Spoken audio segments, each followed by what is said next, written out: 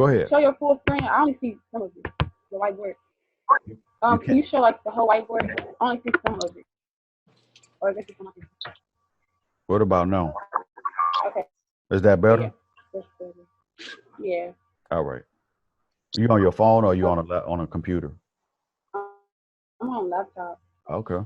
Yeah, I'm sorry. Yeah, anytime something you can't see something or something like that, don't hesitate to say something because I know this is weird. Even though we've been doing this, like I think we already were built for this, but you know, something ain't right, just say something. I appreciate you pointing that out. Are any questions about the 4-pi molecular orbitals? Anything? I have a question. This video is going to be uploaded on Blackboard, correct? Yeah. As soon as cool. That was the only question. Done, it got to process and convert to an MP4. And then what I'll probably do, because Blackboard, Blackboard has got space issues. So what I'll probably do, I'm gonna probably have to chop this up into like 3 separate videos, and I'm just gonna make a new YouTube channel, and I'll send y'all the link to it. Yeah, because Blackboard, you can only upload so much stuff, and they start deleting your other stuff, and I don't want any of my stuff to come up missing. So I'll probably make a YouTube. It is dumb, but we only pay for so much. I gotta edit that out. But, yeah, go ahead. So for the first molecular orbital, does it say more reactive or what's that word? Which one? Here? No. Both of these phrases are referring to the HOMO. So the HOMO, which is this orbital right here. Can you see my cursor? Yeah. Yeah. So this orbital with the 2 electrons in it is higher in energy and is more reactive. Oh, okay. Yeah. All right. So what does all this stuff mean, right? So we talked about conjugated systems.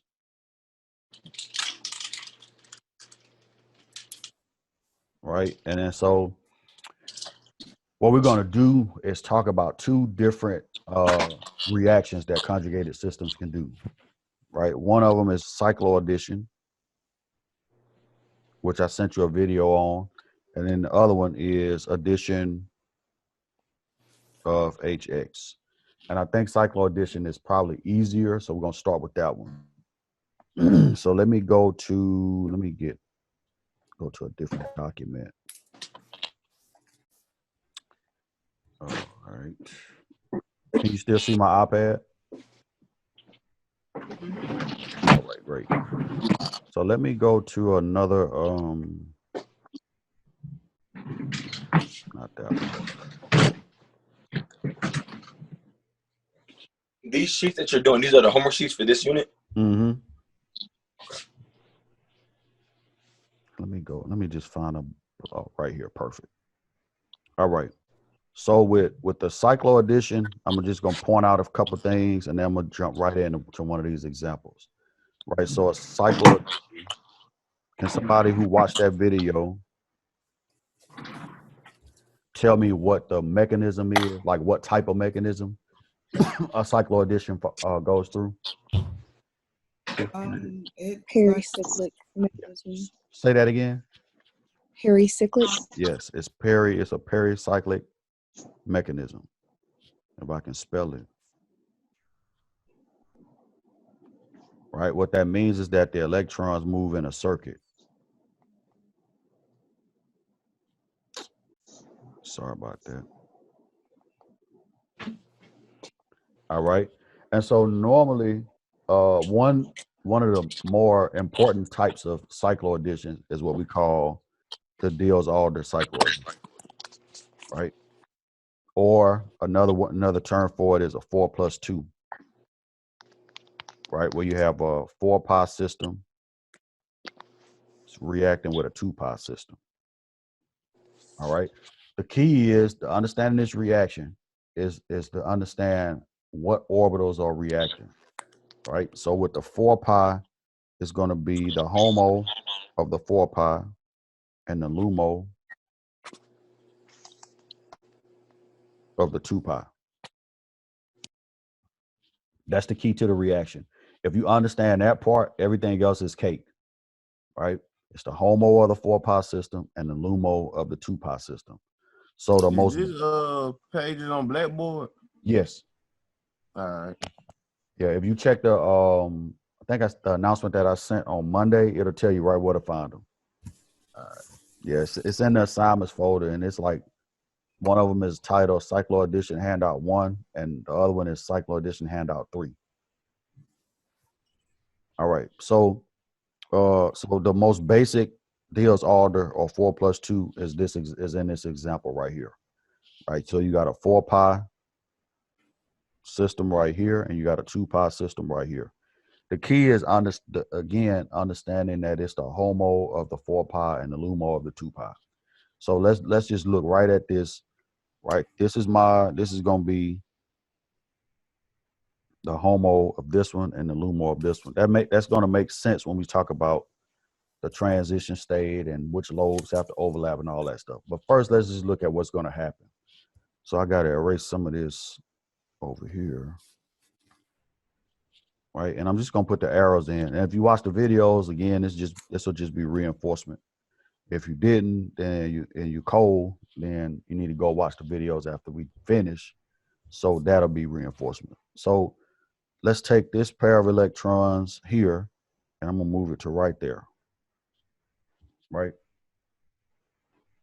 So what that means is that I'm sharing electrons between this carbon. Sorry about that. This carbon right here and this carbon right here. So, right, so eventually there's going to be a sigma bond between those two.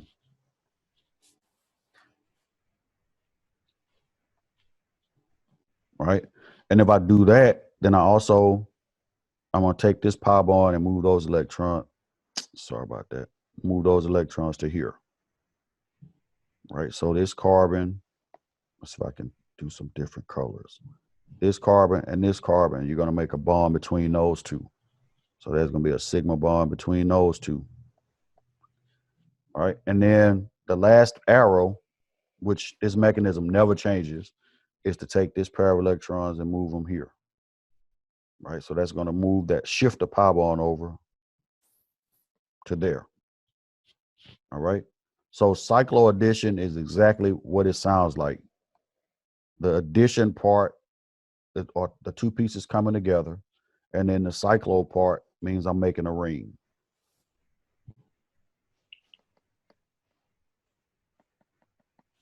So it's some type of ring formation, right? So in this case, the product, the outcome of this is always going to be the same. It's going to be a 6-membered ring. And I'm going to put those colored carbons back in. And, right, everybody following that part? Mm-hmm. So you get a 6-member ring in the product, and then of course the pi bond got shifted, so I need to put that back in. So the pi bond is going to be, let me not do that. I confuse the crap out of everybody. The pi bond is going to be there. Right, that's the outcome for every 4+2 cyclo addition.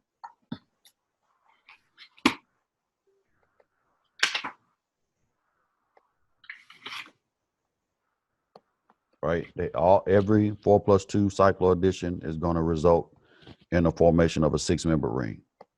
Now, maybe other stuff attached to the substrates, but at the end of the day, that the core product is going to be a 6-member ring. Yes or no? Mm-hmm. Yeah. All right. Right. That's every 4+2. All right. So there's some rules that go along with this, but instead of just spouting off the rules, I think it'll be better if we just work through the examples, and then that'll help us to see, like, it'll help us to follow along and see what the different characteristics of the reaction are. All right. So if you look at the next example, do you see your 4-pi system? Yeah. It's right here, isn't it?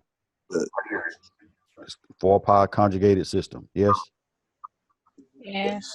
And then by default, this is my 2-pi system. So this is 2-pi. This is 4 pi. I have a question. Go ahead. All right, so for the this 4 pi system, would the homo part always be the part at the bottom by those two double bonds right there? Let me see if I. So you talking about this double bond here?